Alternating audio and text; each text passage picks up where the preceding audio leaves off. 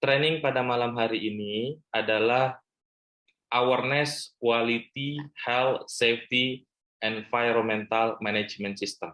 Ya, nah ini adalah suatu sistem integrasi yang akan kita bahas. Adapun outline training kita pada malam hari ini, yaitu yang pertama kita akan coba sedikit memahami apa itu QHSE Management System dan standar ISO terkait.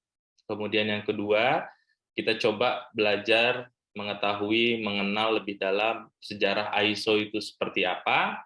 Berikutnya nanti kita akan bahas terkait dengan Annex XL atau High Level Structure, ya.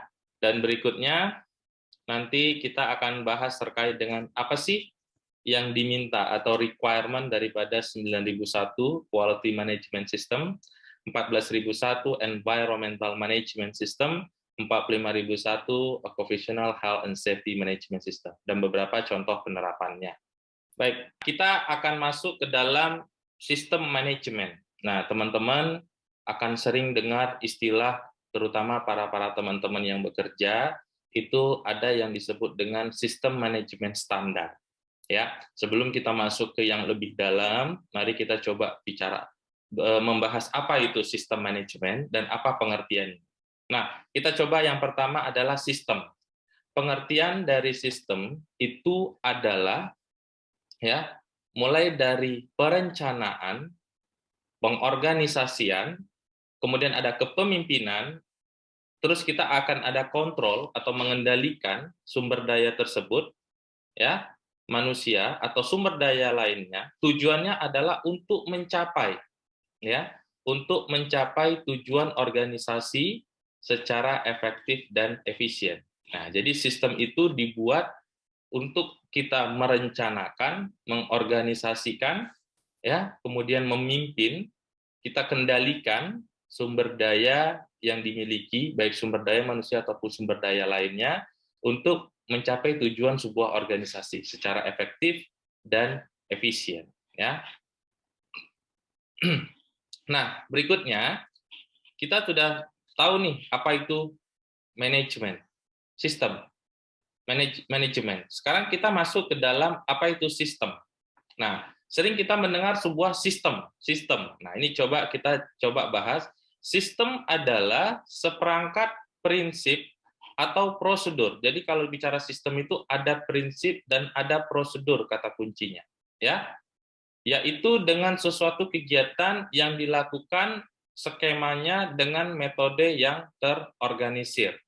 Ya. Nah, nanti kita akan coba bicara tentang sistem manajemen dengan melihat input, kemudian nanti proses, dan output. Nah, ini adalah contoh basic daripada sistem manajemen.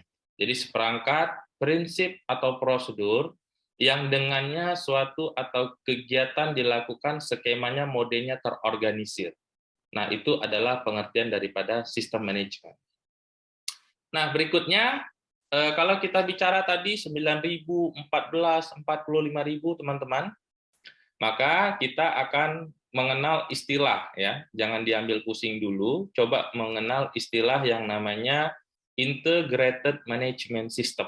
Nah, ada lagi tuh. Tadi kita udah bahas sistem, kemudian kita sudah bahas manajemennya, sekarang kita akan bahas Integrated Management System.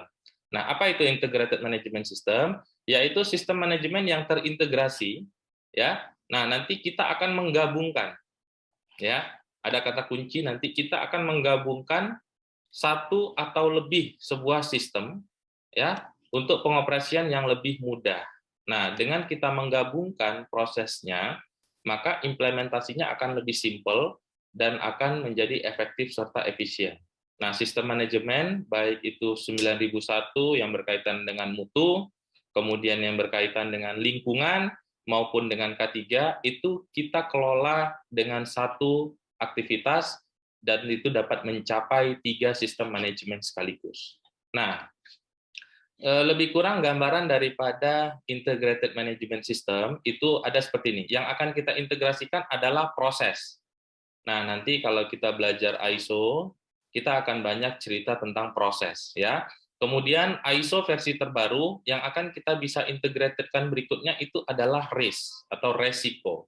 Nah, nanti kita akan buat risk register, integrated risk register. Dan yang terakhir, ini adalah yang akan menjadi payungnya adalah integrated audit, pelaksanaan audit. Nah, ini adalah materi kita besok malam. Jadi teman-teman kalau ingin mempelajari lebih dalam terkait dengan audit, ya, atau sistem audit atau integrated audit, nah maka ikutlah nanti malam seperti itu ya. Jadi ini adalah integrated management system. Jadi integrated management system adalah penggabungan mana persyaratan yang bisa kita gabung, itu akan kita gabungkan. Kemudian nanti mana yang bisa kita lakukan dalam satu aktivitas bersamaan, itu juga akan kita lakukan aktivitas secara bersama. Nah, ini yang disebut dengan integrated management system, penggabungan aktivitas atau penggabungan persyaratan dalam satu aktivitas yang disamakan, seperti itu. Sehingga sebuah organisasi tidak berat dalam menjalankan sistem manajemen itu sendiri. Ya.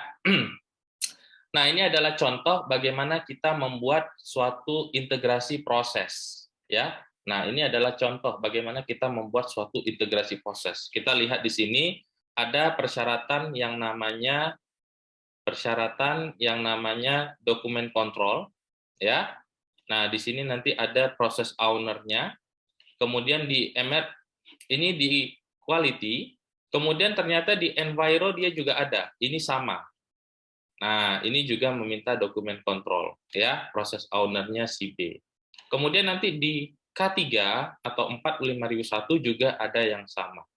Nah, ini proses owner-nya si C, ya. Jadi proses-proses yang sama atau persyaratan yang sama inilah nanti yang akan kita jadikan suatu integrated management system. Jadi sesuatu yang sama akan kita buat menjadi lebih sederhana dan lebih efisien, ya. Kemudian berikutnya ada policy, objective and business planning, ya. Di 9.000 mereka juga ada, kemudian di 14.000 itu ada policy IMS planning, dan yang terakhir di OHS atau 45.001 juga ada. Jadi nanti ketika kita membangun sistem manajemen, maka kita hanya memerlukan satu policy, tetapi di dalamnya memuat konten atau isi ada terkait dengan quality, environmental, dan health and safety, seperti itu. Nah, ini adalah contoh integrated process yang dijalankan di lapangan. Nah, lebih kurang ini juga sama. Ini gambaran buat teman-teman bahwa integrated process itu bisa kita bangun untuk berkaitan antara satu dan lainnya. Nah, ini adalah gambaran integrated process yang kita bangun, bahwa kita ada titik tengah ketemu antara persyaratan yang dipersyaratkan oleh 9.000, 14 dan 45.001. Nah, inilah yang disebut dengan integrated management system itu sendiri. Seperti itu. Baik. Berikutnya, nah, ketika kita bicara sistem manajemen, nah, teman-teman nanti kita akan banyak berdiskusi tentang yang namanya proses approach, ya. Nah, proses approach itu apa? Nah, kita bicara basicnya dulu. Proses approach tadi kita mulai dengan yang namanya input. Ya, input. Ya, input itu terbagi antara lain mulai dari resource-nya, equipment atau material, kemudian ada people, ada manpower, dan information. Ya. Nah, setelah input, kita tahu apa inputnya, maka berikutnya kita akan bicara proses. Nah, ini adalah proses. Ya. Proses itu adalah interaksi yang akan kita gabungkan, ya, di dalamnya. Nah, di dalam proses, kita kalau bicara di dalam proses, kita harus melakukan kontrol, ya. Nah, kontrol daripada proses yang kita lakukan, ya. Nah, kemudian setelah kita kontrol, maka kita akan monitoring, measurement, and evaluation, performance review, ya. Sehingga nanti kita mendapatkan output yang kita inginkan, itu adalah good product and services atau produk. Jadi kalau kita bicara proses approach, kita akan lihat dari input, proses, dan output. Nah, sistem manajemen itu bicara terkait dengan proses approach, mulai dari input, proses, dan output. Ya, nah kita akan lihat nanti seperti apa gambaran detail seperti itu. Nah, ini adalah gambaran proses approach yang kedua, ya teman-teman. Nah, input ini kita bisa coba, input ini adalah persyaratan dari ISO ya 9001, 14000, 45001. Kemudian di sini prosesnya ya, mulai dari raw material di 9000 akan fokus untuk mengontrol raw material. Kemudian di enviro atau 14.000 mereka akan mengontrol terkait dengan environmental, equipment, gas, dan utensil.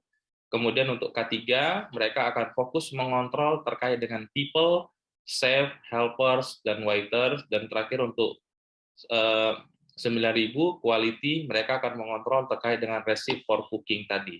Nah, sehingga output yang dihasilkan, output yang dihasilkan itu adalah order yang baik ya berdasarkan dengan input tadi. Jadi tahapan demi tahapan kita lakukan kontrol. Proses yang baik akan menghasilkan output yang baik. Outputnya bisa berupa barang ataupun jasa di dalam ISO seperti itu. Nah, berikutnya setelah kita bicara basicnya, sekarang kita coba kenal apa itu ISO. Nah, ini sedikit kami share terkait dengan apa sih itu ISO seperti itu. Nah, ISO itu adalah sebuah organisasi nirlaba, independen, tidak di bawah suatu badan atau tidak di bawah suatu lembaga dunia, yang dimana merupakan konsensus yang menjadi kesepakatan para pakar-pakar standar dunia untuk dibentuk suatu badan dinamakan IOS atau International Organization for Standardization. Nah, IOS ini sering kita kenal dengan nama ISO. Nah, base camp-nya atau tempatnya itu ada di Jenewa, Swiss, ya. Nah, mereka berkumpul para pakar-pakar standar di sana, berkumpul di Jenewa, Swiss, dan telah tergabung lebih kurang 170 badan standar nasional dari seluruh negara yang ada di dunia. Dan ISO, nah nih perlu digarisbawahi ya, ISO itu teman-teman tugasnya adalah merumuskan standar. Ya, saya ulangi, ISO itu tugasnya merumuskan standar, bukan mensertifikasi perusahaan atau personal, apalagi mensertifikasi barang ataupun jasa. Ya, tugas ISO itu adalah mengeluarkan standarisasi yang diacu oleh dunia. Jadi ISO telah mengeluarkan lebih dari 20.000 standar portofolio ISO tersebut. Ya, nah semua standar dirumuskan berdasarkan konsensus internasional. Ada pengajuannya, kemudian diundang seluruh pakar-pakar yang dari dunia, kemudian mereka meeting dan merumuskan, dibawa dalam sidang menjadi satu konsensus, akhirnya dirilis ya. Di dalam ISO nanti akan terdiri dari yang namanya technical committee. Jadi nanti kalau misalnya mereka ingin bahas quality, nah dari Indonesia pakar quality akan dikirim ke Jenewa, Swiss. Dari Singapura pakar quality akan dikirim. Dari seluruh negara yang tergabung di dalamnya akan dikirim. Para pakar-pakar tersebut akan duduk bersama merumuskan standar, draft standar yang nantinya standar tersebut disahkan dan akan diacu oleh dunia. Seperti itu ya. Nah, itulah tugas daripada ISO. Jadi organisasi nirlaba ya, dia tidak ada profit di situ, kemudian dia independen, tidak di bawah badan suatu dunia, dia tidak ada di bawah badan PBB, WHO atau apapun, dia berdiri sendiri ya, dan kemudian tugasnya adalah merumuskan standar, mengeluarkan standar untuk diacu oleh dunia. Di dalam ISO tersebut atau iOS itu ada technical committee, para pakar-pakar yang memang di bidangnya yang akan membahas, berkumpul, membahas dan merumuskan standarisasi yang akan diadop seperti itu ya. Nah, kemudian kalau kita lihat apa sih sebenarnya arti dari ISO, teman-teman sekalian. Nah, kalau kita bicara arti dari ISO atau pengertian daripada ISO, itu ISO itu artinya sama atau equal, ya. Nah, kenapa sih Bang Jeff kok pengertiannya bisa sama gitu? Gampang banget pengertiannya sepanjang penjelasannya. Jadi gini, ISO itu sama karena mereka itu mengeluarkan standar. Nah, ketika kita mengacu kepada standar, hanya satu acuannya. Contoh, di Indonesia, pabrik packaging atau pabrik molding mengimplementasikan ISO 9001 versi 2015. Kemudian ada juga di Amerika pabrik molding yang sama jenisnya. Mereka juga mengintegrasikan ISO. Nah, kedua perusahaan ini di negara yang berbeda tetap mengacu kepada satu standar 9001 versi 2015. Jadi artinya kedua perusahaan ini adalah sama-sama mengimplementasikannya. Karena standarnya satu. Nah, cuman tinggal nanti bagaimana menginterpretasikan persyaratannya ke dalam tubuh organisasinya itu sendiri. Seperti itu ya. Nah, berikutnya. Nah, di ISO yang terbaru, kita kenal dengan yang namanya Annex XL. Annex XL atau yang disebut dengan High Level Structure atau struktur tingkat tinggi. Ya, apa sih itu struktur tingkat tinggi? Nah, struktur tingkat tinggi ini adalah kerangka sistem manajemen secara umum ya yang sudah disiapkan oleh ISO untuk menjadi acuan ya, untuk menjadi acuan dalam para technical committee tadi merumuskan. Nah, struktur tingkat tinggi ini sudah mengakomodir atau menjadi dasar untuk pembahasan suatu standar. Lebih kurang seperti ini, Annex XL itu ada 10 klausul di dalamnya, yaitu terdiri dari scope, normative reference, term and definition, context organization, leadership, planning, support, operation, performance evaluation, dan improvement. Nah, technical committee yang merumuskan standar sesuai dengan pakarannya, mereka akan mengikut 10 elemen ini. Mereka akan mengikut 10 elemen ini dalam membahas standar, dan mereka akan mengisi setiap elemen atau klausul sesuai dengan apa yang mereka bahas. Nah, tujuan daripada dibuat ini adalah untuk mempermudah untuk kita dapat mengintegrasikan suatu proses.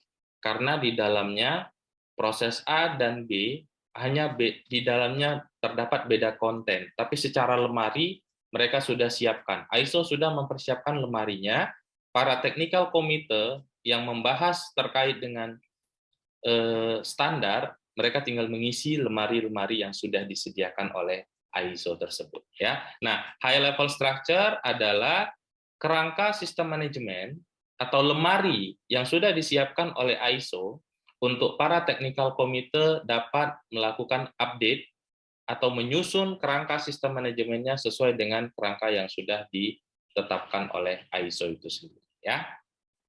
Nah, ini contohnya nanti ada 1 sampai 10. Jadi kalau kita bicara ISO, teman-teman, requirement atau persyaratannya itu ada 10, ya. Ada 10.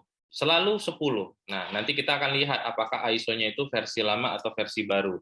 Biasanya 2015 ke atas, kalau standarnya itu sudah versi 2015 ke atas, maka itu sudah versi baru. Nah, ketika dia sudah versi baru, maka struktur persyaratannya yang ada di requirement-nya, di dokumen rilisnya, itu adalah seperti ini, high level structure, seperti itu ya. Nah, baik rekan-rekan sekalian, kita akan bahas, tadi kita bicara kulitnya, sekarang kita akan bahas terkait dengan requirement. Apa sih requirement terkait dengan ISO 9001, 14001, dan 45001 ya. Nah, kita akan coba. Apa sih, kita tadi udah bahas di awal, apa sih ciri-ciri sistem manajemen? Nah, kalau kita bicara ciri-ciri sistem manajemen, pakar quality, Profesor Deming, itu telah merumuskan metode continual improvement, itu yang disebut dengan continual improvement life cycle, yang disebut dengan PDCA. P-nya ini adalah, ada yang tahu P-nya ini adalah, P-nya itu adalah plan, kemudian D-nya itu adalah do, ya, kemudian check, ya, dan A-nya itu adalah action, ya. Nah, kalau kita bicara PDCA, maka sudah dirumuskan oleh pakar quality Profesor Deming bahwa PDCA itu adalah plan, do, check, dan action. Nah, di dalam sistem manajemen kita membagi PDCA ke dalam 4 tahap. Yang pertama, ciri-ciri sistem manajemen yang pertama itu adalah adanya perintah ya yang berbentuk kebijakan, pedoman, kemudian prosedur, dan program-program. Nah, jadi kalau kita bahas ciri sistem manajemen pertama itu adanya perintah yang berbentuk kebijakan, kemudian pedoman, prosedur, dan program. Nah, ini kita kategorikan fase yang dinamakan dengan fase plan. Satu. Jadi pertama itu kita perusahaan jika ingin mengimplementasikan ISO, mereka harus punya namanya kebijakan, pedoman, prosedur, atau bahkan program kerja. Itu yang pertama. Yang kedua, ciri sistem yang kedua itu adalah implementasi. Nah, ini ada kata kuncinya, teman-teman. Ada kata kuncinya di sini adalah implementasi. Ya, apa yang diimplementasikan? Nah, implementasi terhadap ya kebijakan tersebut, pedoman tersebut, prosedur, dan programnya. Jadi kalau tadi kita memastikan kebijakannya ada, pedomannya ada, prosedur dan programnya ada, dan yang sekarang itu kita harus menjalankannya. Nah, ini kita kategorikan masuk ke dalam kategori do atau pelaksanaan. Plan dan do. Nah, banyak teman-teman di lapangan mengenal istilah seperti ini. Tulis apa yang Anda kerjakan, kemudian ada lagi kerjakan apa yang Anda tulis, ya. Nah, ini dia. Jadi kalau misalnya katanya ini, berarti tulis apa yang akan Anda kerjakan, itu adalah plan. Kita coba merancang dulu, ketika kami menerapkan quality, health, safety, enviro, kami akan pertama patuh kepada undang-undang yang berlaku, memenuhi persyaratan pelanggar, itu kita buat dulu. Kebijakannya, pedomannya, prosedurnya, itu kita buat dulu. Itu adalah tulis apa yang akan kita kerjakan. Kemudian kita kerjakan tadi setelah prosedurnya dibuat, ya, setelah prosedurnya dibuat, maka kita harus menjalankannya. Jadi implementasi terhadap perintah tersebut. Jadi kebijakan yang dibuat betul-betul dijalankan. Pedoman yang dibuat betul-betul, prosedur yang dibuat betul-betul. Ya. Nah, memang di lapangan terkadang ada juga nih yang apa namanya melimpirkannya ya, PDCA ini plan doang, cari alasan gitu ya. Jadi bukan plan do check action tapi plan doang, cari alasan seperti itu ya. Nah, jadi itu adalah biasa bahasa-bahasa di lapangan. Tapi sebenarnya PDCA itu adalah kita membuat planningnya dulu, kemudian kita lakukan. Itu baru P. Kemudian cek. ciri sistem manajemen yang ketiga. Ciri yang ketiga adalah adanya internal audit. Nah, internal audit ini kita kategorikan di sini adalah pengecekan. Apa sih internal audit? Nah, internal audit adalah, nah besok kita belajar ya teman-teman di hari Minggu, jadi jangan lupa tetap hadir ya, karena internal audit itu lumayan mahal ilmunya, kita kasih free, teman-teman hadir ya. Saya sedikit gambarkan, internal audit adalah pengecekan antara plan dan do, atau sebaliknya, antara do dan plan. Apakah yang ditulis sudah dijalankan, ya, atau yang ditulis sudah dijalankan, dan yang dijalankan itu sudah sesuai dengan yang ditulis atau belum. Nah, kita akan melihat nanti kebijakannya sudah dijalankan atau belum, ya, pedoman-pedomannya, prosedur-prosedurnya sudah dijalankan atau belum, program kerjanya sudah dijalankan atau belum, ya. Nah, itu ciri sistem manajemen yang ketiga, itu fase cek terkait dengan internal audit, ya. Kemudian yang terakhir, ciri sistem manajemen itu adalah tinjauan manajemen, ya, atau tindak lanjut dari manajemen, atau yang disebut juga dengan manajemen review, ya. Nah, ini adalah action.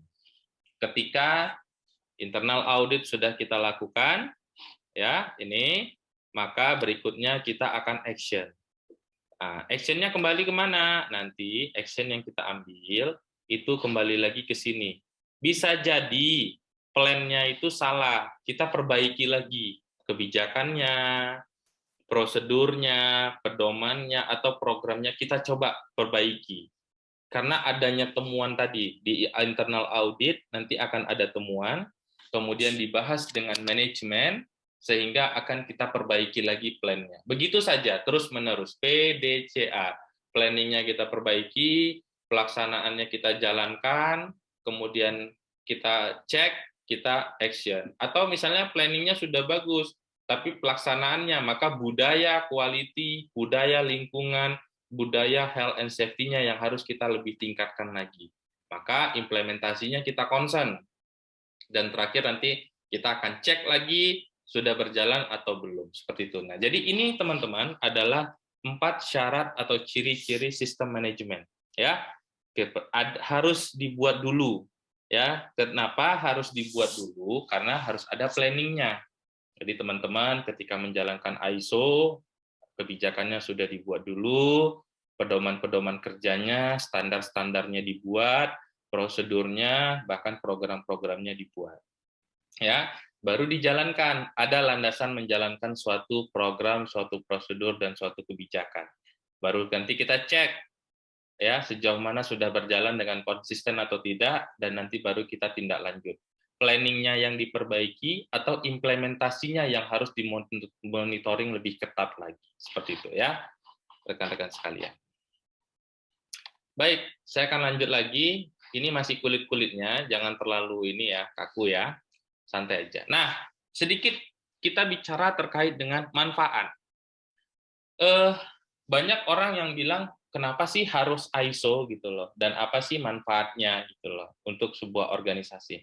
Nah, kalau kita bicara 9001 itu fokus kepada mutu atau kualitas, ya.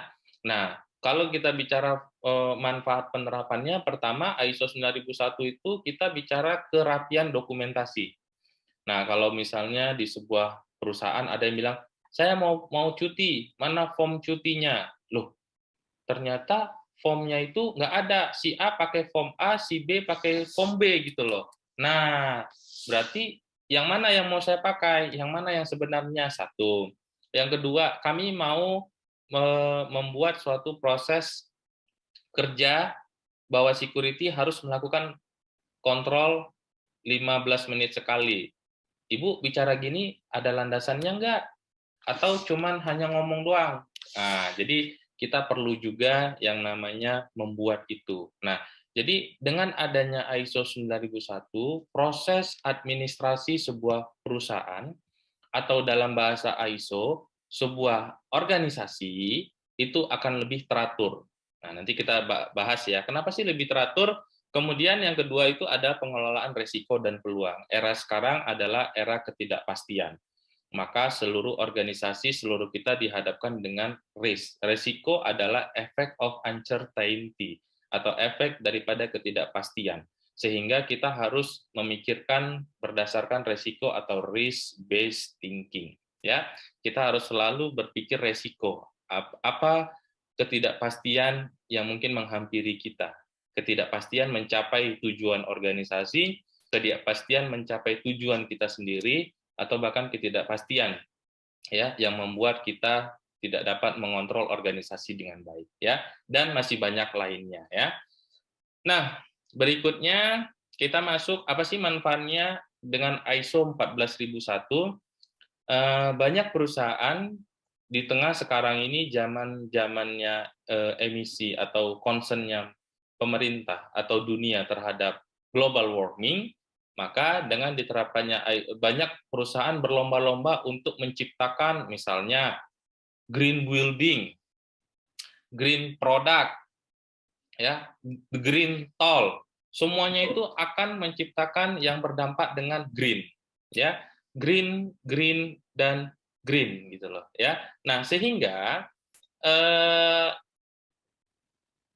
kita semua berlomba-lomba untuk dapat berhadir dan memberikan kontribusi kepada dunia bahwa kita hadir dan menjaga lingkungan untuk kebaikan. Nah, tidak jarang bahwa sebuah perusahaan akan menerapkan green program, ya, akan menerapkan green program. Nah, tidak jarang kalau misalnya Bapak Ibu bekerja di perusahaan yang sudah menerapkan ISO 14001, maka akan disyaratkan juga kamu harus menjaga pencemaran lingkungan. Nah, tujuannya kita pertama, yang paling utama sebenarnya adalah dari diri kita. Kita terbebas dari yang namanya punishment ya terhadap undang-undang pelanggaran terhadap lingkungan. Ketika sebuah organisasi melakukan pencemaran lingkungan akibat dari proses bisnis yang dijalankan, sudah barang tentu dia akan kena punishment terhadap itu. Ya. Kemudian berikutnya kita akan meningkatkan citra perusahaan. Nah, dengan kita membuat produk kami green, maka kita akan punya nilai jual yang lebih di mata orang. Bahwa dengan membeli produk kami pastikan kami akan tetap menjaga dunia, menjaga lingkungan kita semua. Nah, ini adalah penerapan ISO 14001 yang tujuannya kita meningkatkan kinerja organisasi perusahaan kita, menjaga citra perusahaan kita, dan menghindari perusahaan dari dampak-dampak lingkungan yang berkaitan dengan proses bisnis yang dilakukan, seperti itu. Nah, karena kita bahas juga 45001, berikutnya kita akan apa sih manfaat menerapkan ISO 45001 di sebuah organisasi, ya, baik itu perusahaan, masjid, kampus dan lain-lainnya. Oke, rekan-rekan sekalian, ketika kita bicara occupational health and safety, maka fokusnya itu ada dua. Yang pertama itu adalah pencegahan. Ya, apa yang dicegah? Mencegah terjadinya kecelakaan kerja. Ya, yang pertama itu. Yang kedua, baru kita mencegah terjadinya PAK atau penyakit akibat kerja. Nah, tapi realnya di lapangan, kenapa sebuah perusahaan menerapkan ISO 45001? Landasannya adalah supaya lolos tender. Nah, itu juga menjadi nilai atau value added sebuah perusahaan yang mengimplementasikan ISO 45001. Mungkin dengan dijalankannya ISO, sebuah perusahaan mampu memanage resiko dengan baik, resiko pekerjaan, dan mungkin dia akan diberikan kepercayaan oleh owner untuk menjalankan suatu major project dengan resiko yang tinggi. Karena mereka sudah menerapkan health and safety dengan baik, dan mereka dapat dipercaya untuk mengerjakan project yang beresiko tinggi, sehingga mereka tidak diragukan lagi dalam mengeksekusi project tersebut. Nah, itu dari segi eksternal. Dari segi internal adalah kita dapat mencegah terjadinya kecelakaan kerja, ya, dan mengurangi penyakit akibat kerja yang terjadi di tubuh organisasi. Seperti itu, ya. Nah, berikutnya, oke.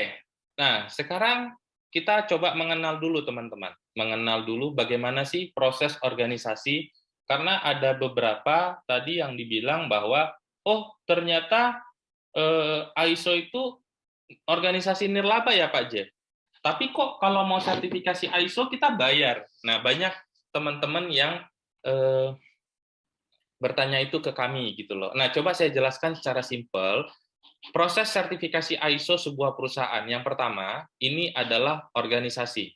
Organisasi itu bisa berupa PT atau kampus. Mereka menerapkan, ya, menerapkan dan menjalankan, ya, persyaratan ISO 9K, 14, ya, K dan 45. Nah, setelah sebuah organisasi ini menjalankan, mereka sudah menjalankan sistemnya, mereka sudah punya planning yang bagus, mereka sudah melaksanakannya dengan bagus, mereka sudah mengecek dengan melakukan audit, dan mereka sudah mengimplementasikan juga manajemen review sebagai tindak lanjut, maka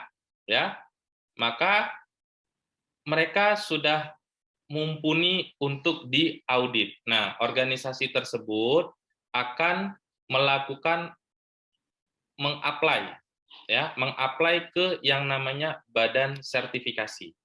Nah, ke badan sertifikasi. Ya. Jadi mereka bilang gini, Sukovindo, tolong dong kami diaudit. Kamu udah melakukan apa aja, kata Sukovindo.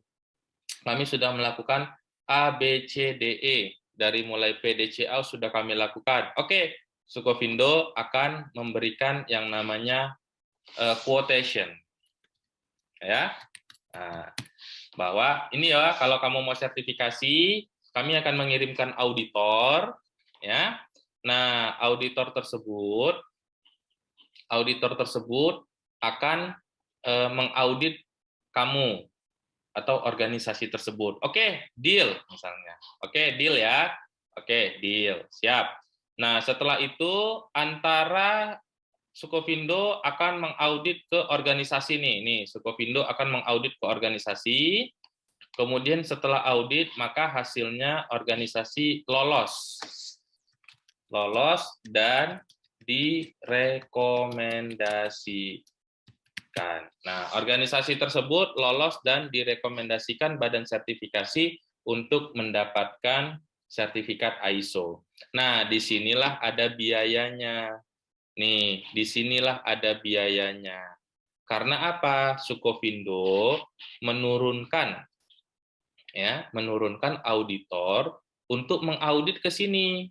Nah, Bapak Ibu coba, kalau Bapak Ibu disuruh kerja ke organisasi, emang mau nggak dibayar?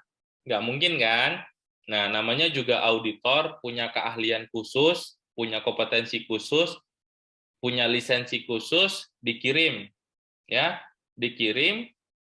nggak mungkin. Nah, disitulah ada yang namanya biaya di situ. Nah, jadi nanti setelah lolos, nah ini tadi ya, setelah lolos dan direkomendasikan, maka organisasi berhak mendapatkan sertifikat ISO dari badan sertifikasi. Ingat, yang memberikan sertifikat ISO itu badan sertifikasi, bukan dari ISO. Tolong digarisbawahi, saya ulangi, yang memberikan sertifikat ISO kepada perusahaan itu badan sertifikasi, atau kalau bahasa kerennya, certification body, bukan ISO. Nanti kita cek ya. Nah, badan sertifikasi dalam menjalankan bisnisnya, mereka diawasi oleh yang namanya badan akreditasi. Ya, nah, akreditasi itu ada banyak, sama kayak sertifikasi. Ya, sertifikasi itu ada misalnya ini ACM, ada UL, ada B-Search, ada SGS, ada Sukovindo, ada SAI Global, ya. Sebenarnya semua badan sertifikasi itu sama. Yang membedakannya itu adalah akreditasi. Nah, nih, Ada akreditasinya KAN, ada ANAP, ada DAX, ada UKAS, ada JAS ANZ. Nah, kalau simpelnya gini, kita sama-sama sarjana, gelar kita sama-sama teknik, ya. Kita beda kampus. Nah, si A dari kampus A, sertifikatnya, ijazahnya, logonya kampus A. Si B dari kampus B, ijazahnya, logonya kampus B. Nah, kita sama-sama dari kampus, sama-sama menempuh 144 SKS. Nah, yang membedakan antara si A dan si B adalah akreditasi kampusnya.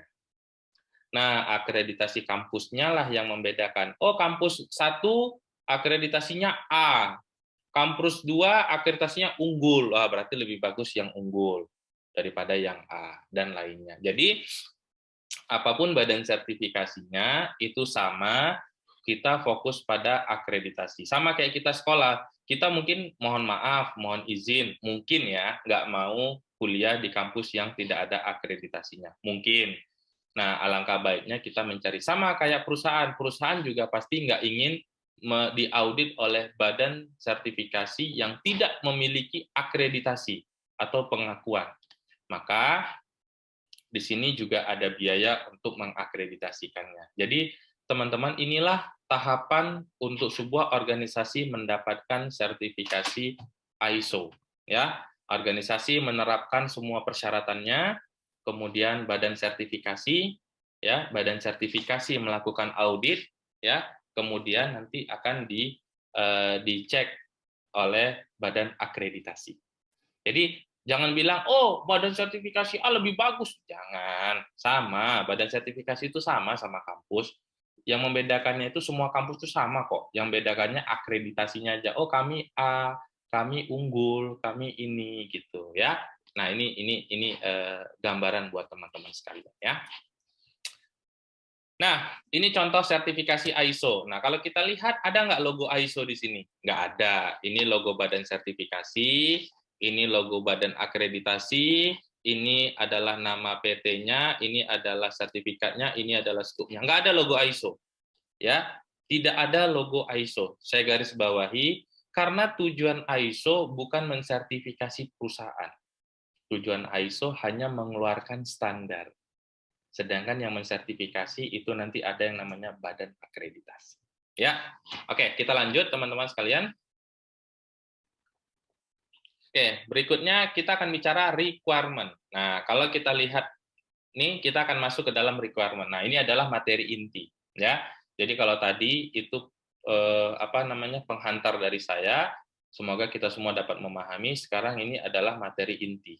Nah, materi inti terkait dengan apa sih sebenarnya yang dipersyaratkan oleh ISO supaya organisasi itu bisa mendapatkan sertifikasi ISO itu sendiri, ya. Nah, yang pertama, ISO itu tadi ada 10 klausul atau high level structure, 10 klausul. Nah, ada klausul 1, 2, 3 itu bicara narasi, ya, term and definisi dan lain-lainnya. 1.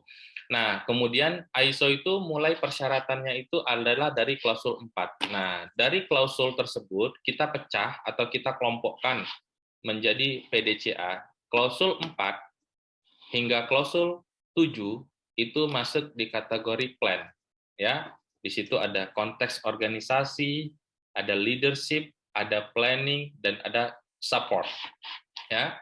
Kemudian berikutnya itu adalah do. Nah, di ISO 9001, do itu masuk di klausul 8, yaitu operation, ya. Nah, berikutnya itu adalah check di klausul 9 dan action di klausul 10. Nah, ini adalah pembagiannya. 4, 5, 6, 7 itu masuk ke fase plan, do-nya itu di operation, 9-nya itu ada check, dan 10-nya itu adalah improvement. Ya. Nah, ini dia PDCA-nya. Ini 9001 ya, teman-teman. Kita coba lihat ke 14001. 14001 juga sama. Persyaratannya dimulai dari klausul 4. Ya. Dari klausul 4, yaitu 4, 5, dan 6 itu masuk ke fase plan, kemudian 8 itu masuk ke do, 9 itu nanti masuk ke check, 10 itu nanti masuk ke dalam action, ya. Nah, ini PDCA 4 sampai berdasarkan 14.001. Nah, kita coba cek satu lagi 45.001. Nah, di 45.001 ini ada yang berbeda, ya. Nah, di 45.001 kelompokannya 4, 5, dan 6 itu masuk di fase plan. Kemudian do itu ada di 7 dan 8, ya. Kemudian check itu ada di 9 dan action itu ada di 10 perbaikannya. Nah, ini gambaran saja kepada teman-teman bahwa klausul ISO itu atau persyaratan ISO itu kita kelompokkan ke dalam PDCA dan lebih kurang seperti ini gambarannya, seperti itu ya. Nah, oke, kita akan bahas satu persatu. Kita akan bahas satu persatu terkait dengan terkait dengan persyaratan ISO. Kita mulai dengan klausul 4, ya, konteks organisasi. Kita mulai dengan klausul 4, konteks organisasi. Apa sih yang diminta ISO dalam konteks organisasi? Yang pertama itu ISO meminta terkait dengan memahami organisasi dan konteksnya, kemudian memahami kebutuhan dan harapan pemangku kepentingan, menetapkan ruang lingkup sistem manajemen mutu, K3 dan lingkungan, dan sistem manajemen mutu dan proses-prosesnya. Ya, kita coba satu-satu kita bahas. Yang pertama itu adalah memahami organisasi dan konteksnya. Ya, konteks organisasi ya. Konteks organisasi itu di mana kita diminta oleh ISO untuk menetapkan isu internal dan isu-isu eksternal yang dapat mempengaruhi kinerja organisasi kita.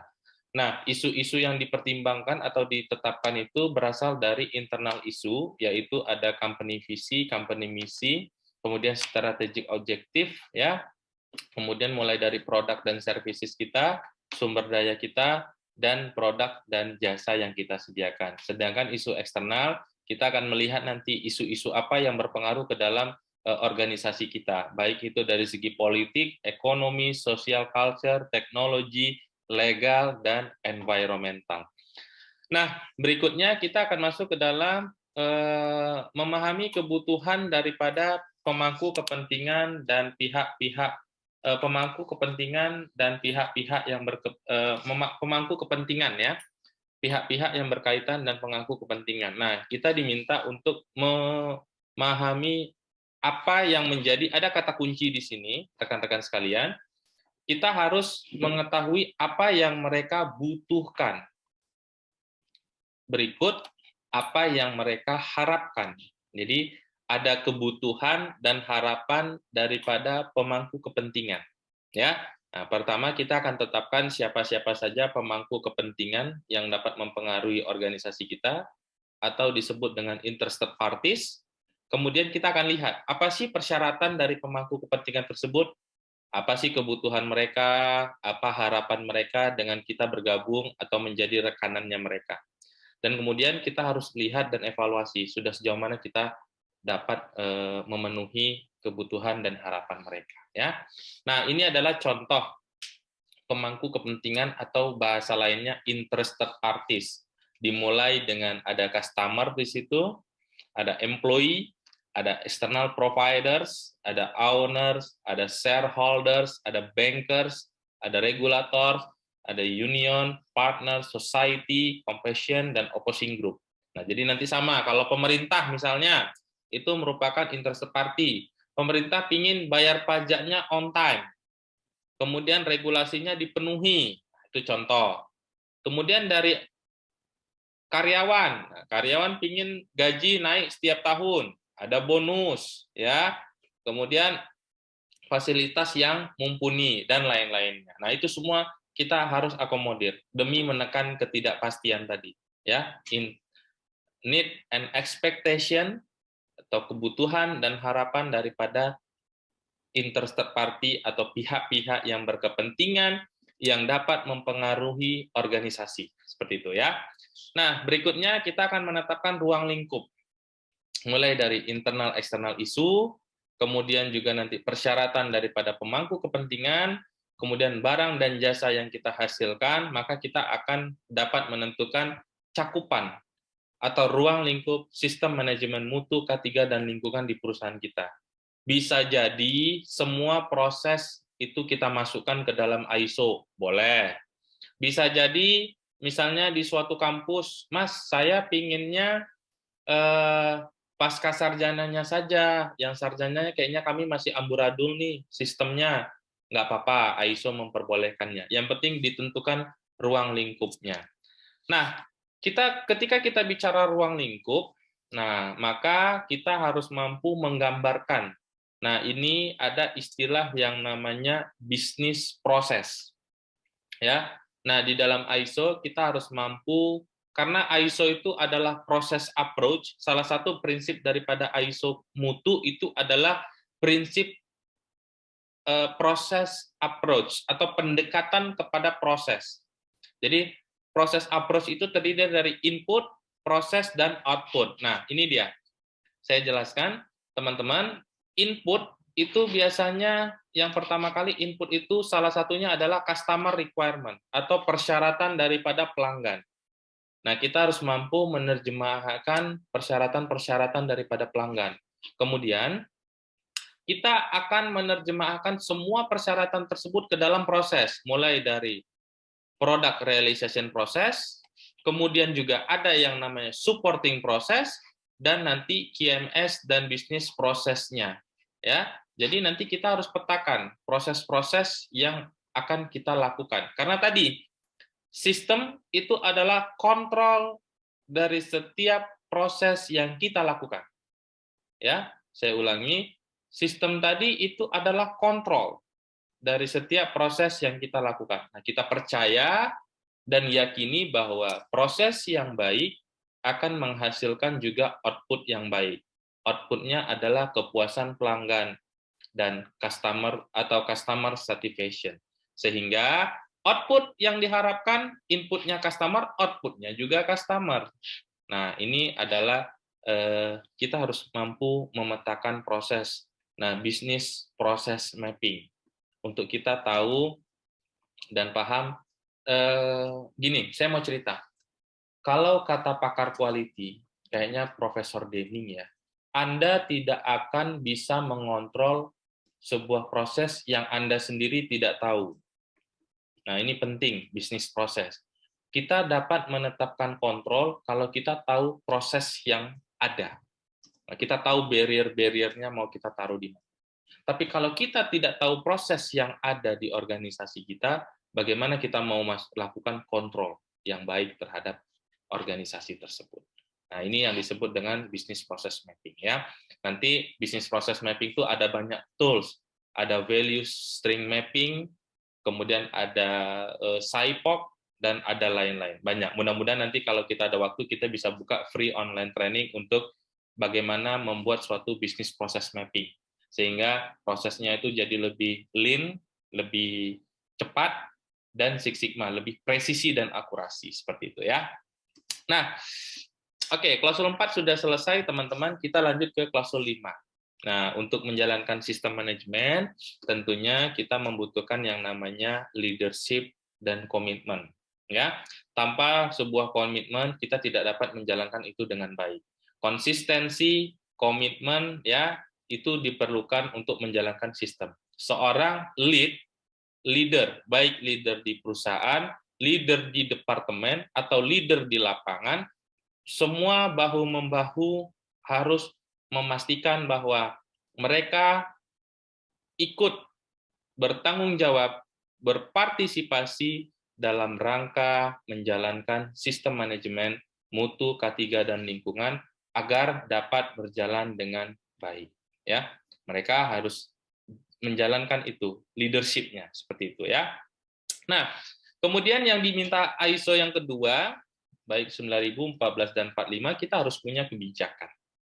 Ya, tadi di plan itu harus punya kebijakan. Nah, kebijakan tersebut kita bisa integrasikan kebijakan yang dimiliki oleh perusahaan, kita integrasikan kebijakan tersebut, ada kebijakan mutu, K3, dan lingkungan ya. Kita integrasikan, Kemudian setelah kita rumuskan secara bersama kebijakan tersebut yang akan nanti menjadi acuan mulai dari top management sampai floor management, berikutnya tugas kita ISO meminta kebijakan yang sudah kita rumuskan dan sudah disahkan harus kita lakukan komunikasi.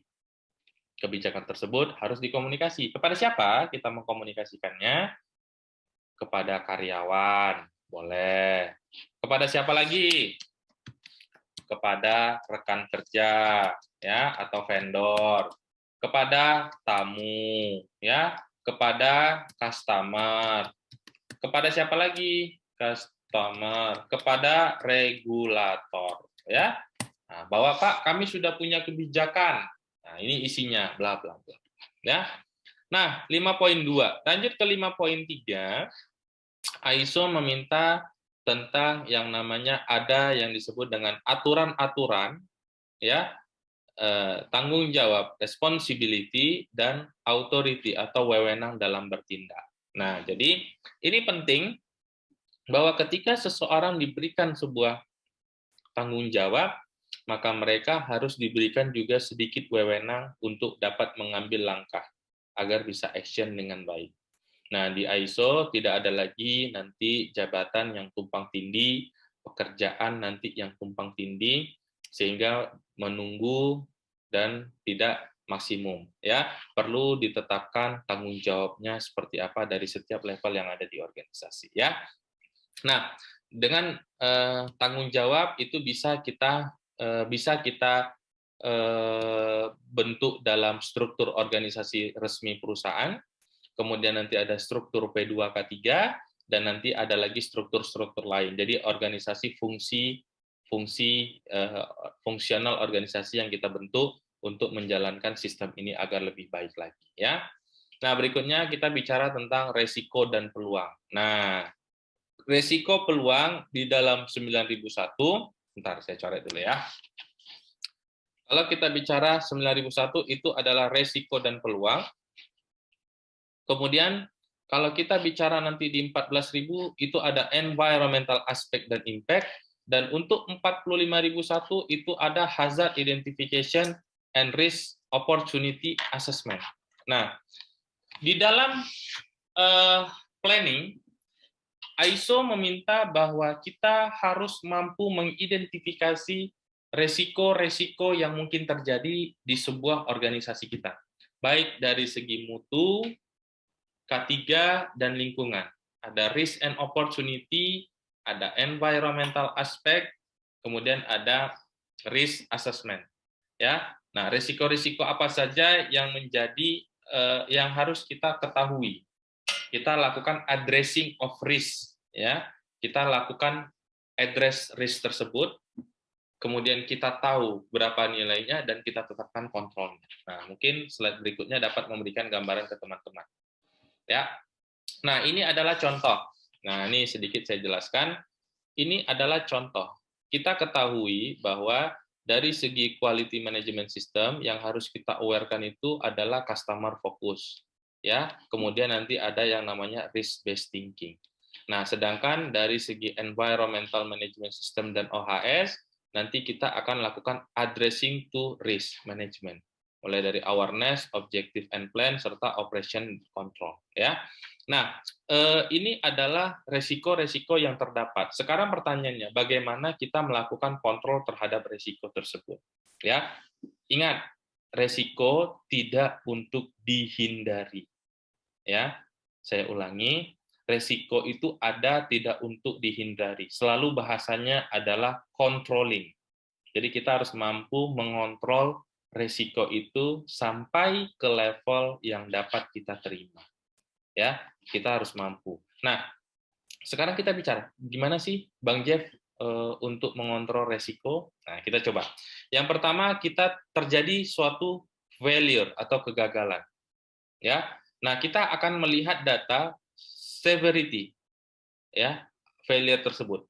Kalau tadi ini adalah seberapa mungkin dia terjadi, kemudian severity ini adalah seberapa parah, ya. Nah, nanti kita akan tahu apa saja case-case yang menyebabkan kegagalan tersebut, dan kemudian occurrence, seberapa mungkin dia terjadi failure tersebut. Nah, teman-teman, Resiko itu adalah severity dikalikan probability. Saya ulangi, resiko itu adalah severity dikalikan probability. Seberapa mungkin dia terjadi dan seberapa parah dia dapat memberikan dampak ke kita pada saat terjadi di kita. Jadi risk itu adalah severity dikalikan probability. Maka ketika kita sudah dapat perkaliannya, ya, maka ini yang kita akan lakukan yang namanya current control. Kita kontrol resikonya dari segi preventif maupun detektif.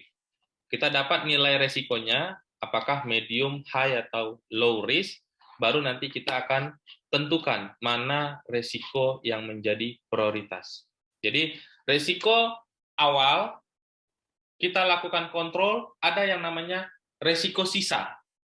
Nah, resiko sisa, inilah nanti apakah kita akan melakukan advance control, atau kita jadikan dia skala priority, atau top priority di dalam risk register. Nah, teman-teman, banyak tools yang bisa digunakan di dalam melakukan risk assessment, yaitu di dalam ISO 31000 ya. Mudah-mudahan nanti kita ada waktu kita bisa bahas itu untuk terkait dengan guidelines risk management dan ISO 31010 terkait dengan risk assessment teknik dan tools. Nah, kita punya itu semuanya. Mudah-mudahan kita dapat belajar nanti risk management dengan bagus ya, berdasarkan ISO 31000 dan ISO 31010 risk assessment teknik untuk tools daripada risk management tersebut ya. Nah, berikutnya sasaran mutu. Nah, sasaran mutu ini teman-teman, sasaran mutu ini adalah gini, target yang harus kita capai. Tolong diingat ya, sasaran mutu ini adalah target yang harus kita capai. Nah, metode dalam menerapkan sasaran mutu itu ada yang namanya SMART ya. Metodenya ada yang namanya SMART. SMART itu apa? S-nya itu spesifik, dia harus spesifik. Kemudian measurable ya, dapat dihitung, dapat di measure, kemudian achieve, dapat digapai. Kemudian relevan ya, sesuai dengan apa yang dikerjakan, dan time bound, ada waktu untuk mengevaluasinya. Jadi kalau bicara metode dalam KPI itu ada SMART, specific, measurable, achievable, relevant, and time bound. Ya. Nah, sasaran ini dibuat adalah untuk memastikan kinerja setiap departemen agar mampu bahu-membahu menjalankan sistem manajemen. Kita punya sistem manajemen mutu, menekan angka komplain, menekan defect pelanggan, menekan yang namanya produk reject. Kemudian dari segi lingkungan, kita mengurangi sumber daya, pemakaian sumber daya, kemudian mengurangi environmental spill atau kerusakan lingkungan. Dari segi K3, zero accident, ya.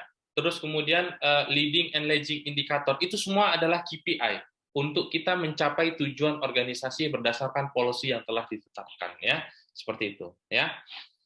Nah, berikutnya.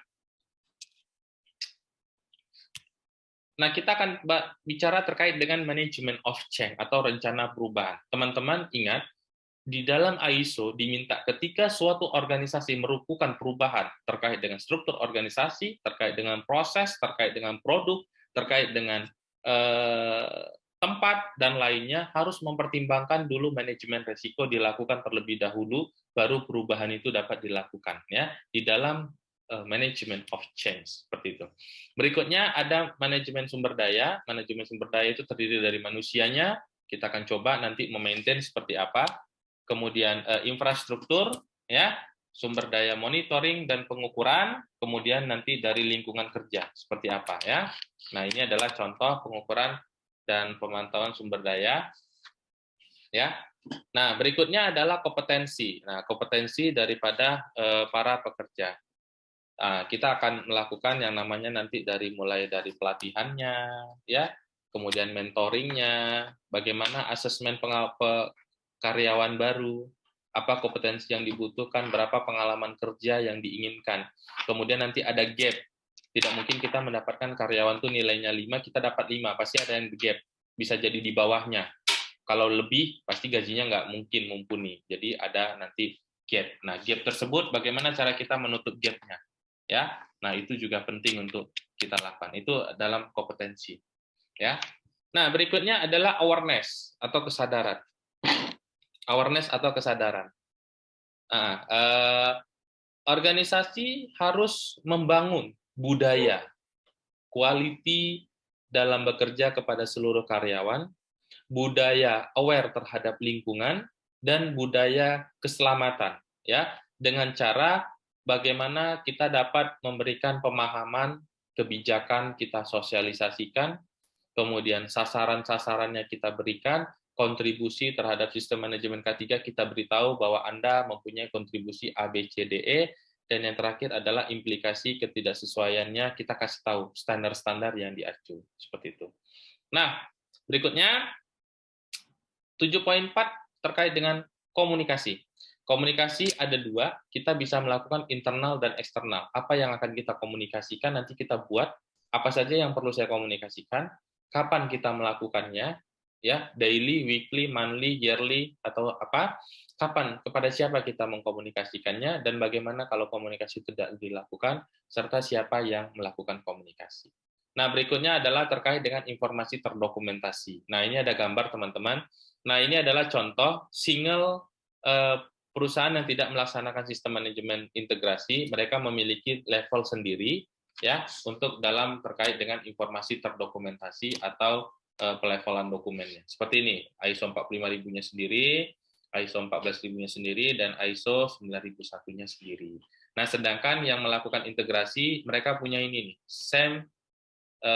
same company multiple organization. Nah, mulai dari mereka punya manual yang terintegrasi, kemudian prosedur yang terintegrasi, working instruction yang terintegrasi, dan checklist form yang terintegrasi. Jadi, kalau misalnya dia terpisah, 20 prosedur ISO 9001, 20 14001, wah ada 60 SOP yang ada di perusahaannya, mumet kepalanya. Tapi dengan adanya integrasi hanya butuh 20 saja.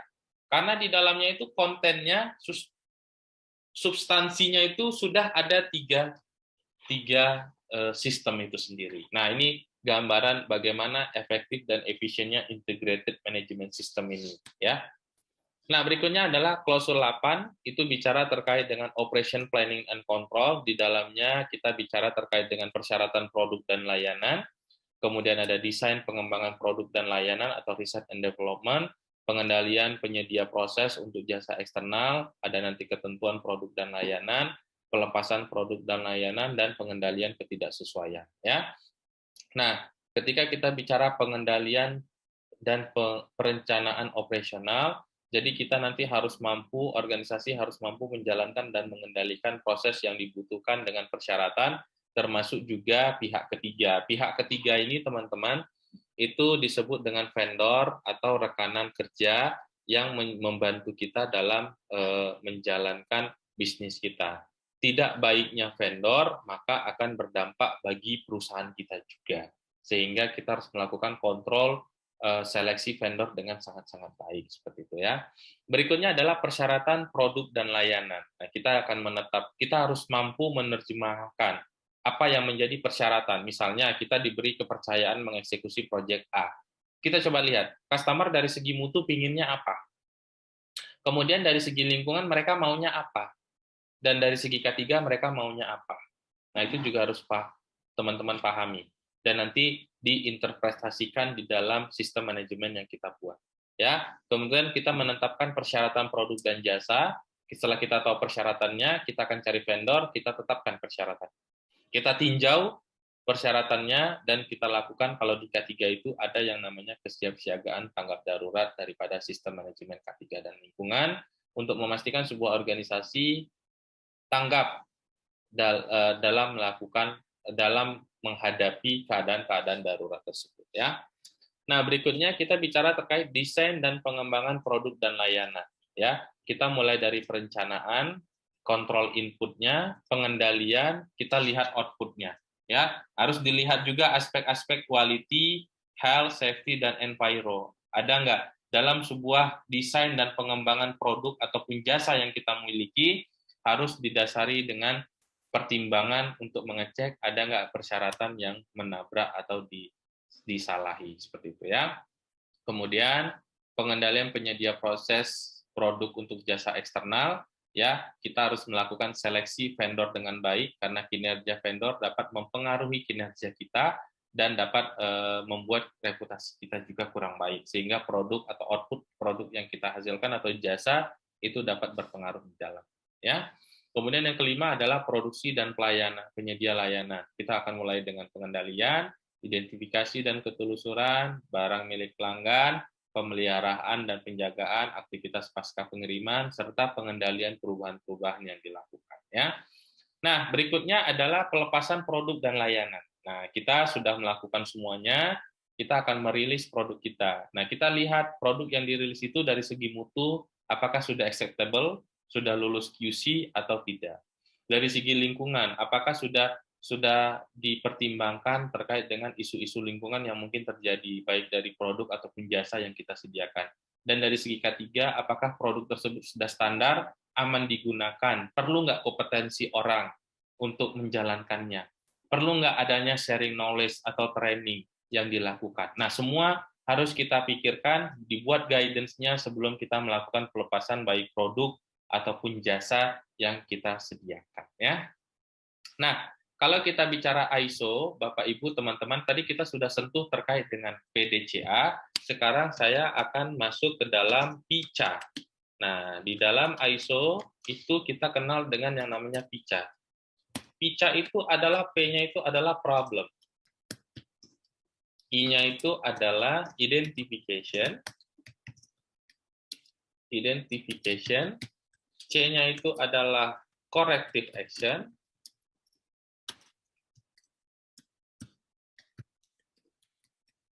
Korektif, dan A-nya itu adalah action. Nah, di dalam ISO, kita tidak lagi yang namanya menyembunyikan suatu masalah. Ya, justru KPI daripada seorang manajer atau leader itu adalah seberapa banyak masalah yang dia mampu temukan, tetapi masalah tersebut dilakukan yang namanya corrective action. Ya, jadi di dalam ISO sudah tidak ada lagi tuh takut salah, takut disalahkan, atau takut bla bla bla. Mereka adalah orang-orang yang sudah tahu apa kesalahannya, dan mereka lakukan yang namanya improvement atau corrective action. Nah, corrective action inilah yang menjadi nilai atau value yang lebih. Karena apa? Tujuan dilakukannya corrective action adalah untuk memastikan masalah yang ada itu sudah dapat akar masalahnya, ya, atau ada metode yang namanya root causes analysis. Sudah dilakukan identifikasi masalah dan tahu akarnya. Kalau kita sudah tahu akar masalah tersebut, kita mampu menghilangkannya dan tidak akan terjadi di kemudian hari. Nah, terkait dengan ketidaksesuaian, tentunya dalam menjalankan sistem manajemen, kita tidak 100% presisi dan akurasi. Ada ketidaksesuaian yang kita lakukan. Nah, ketidaksesuaian ini, maka dibuatlah yang namanya corrective action untuk dapat mengetahui apa masalahnya, bagaimana bisa terjadi, dan bagaimana ke depannya supaya itu jangan terjadi lagi. Seperti itu, rekan-rekan sekalian. Yang kesembilan adalah pemantauan, pengukuran, analisis, dan evaluasi. Nah, setelah kita lakukan semuanya, kita punya data yang bagus, ya kita tetapkan metodenya, kita nanti analisis apa yang akan kita analisis dan akan kita evaluasi daripada sistem manajemen yang kita punya. Seperti itu ya. Dan yang berikutnya adalah internal audit. Nah, internal audit nanti akan kita bahas di esok hari ya. Jadi jangan ketinggalan teman-teman, ilmunya jauh lebih dalam lagi terkait dengan internal audit. Syukur-syukur teman-teman bisa menjadi auditor di kemudian hari. Amin ya. Nanti di internal audit kita akan bahas terkait dengan, kita akan mengecek sasaran mutu, kita akan mengecek juga tentang proses yang penting, umpan balik, perubahan organisasi, serta audit sebelumnya seperti apa. Seperti itu ya. Dan yang terakhir adalah tinjauan manajemen. Tinjauan manajemen itu mulai dari tinjauan manajemen input dan tinjauan manajemen output. Ingat, tinjauan manajemen adalah action di ISO di PDCA ya. Nah, ini adalah contoh, kita akan mengumpulkan raw material data, kemudian kita akan lakukan analisis, kemudian kita akan berikan penjelasan kepada manajemen, ya, apa yang baik, apa yang tidak, apa yang perlu, apa yang harus kita solve. Nah, nanti akan ada statistik dan kemudian akan ada data-data yang kita lihat nanti yang menjadi suatu objektif, sehingga nanti ketahuan di situ problemnya apa dan apa tindakan korektif yang dilakukan serta apa support yang dibutuhkan dari manajemen. Yang terakhir adalah umum terkait dengan peningkatan proses, produk dan layanan, kemudian ketidaksesuaian tadi dan tindakan korektif, dan yang terakhir adalah peningkatan berkesinambungan. Jadi kalau kita bicara ISO, itu adalah continual improvement. Jadi, kita mampu melakukan perbaikan yang kecil-kecil, tapi bersinambung dan mampu dan berpengaruh ke dalam kinerja organisasi. Jadi, non-conformity plus continual improvement adalah improvement, perbaikan terus-menerus.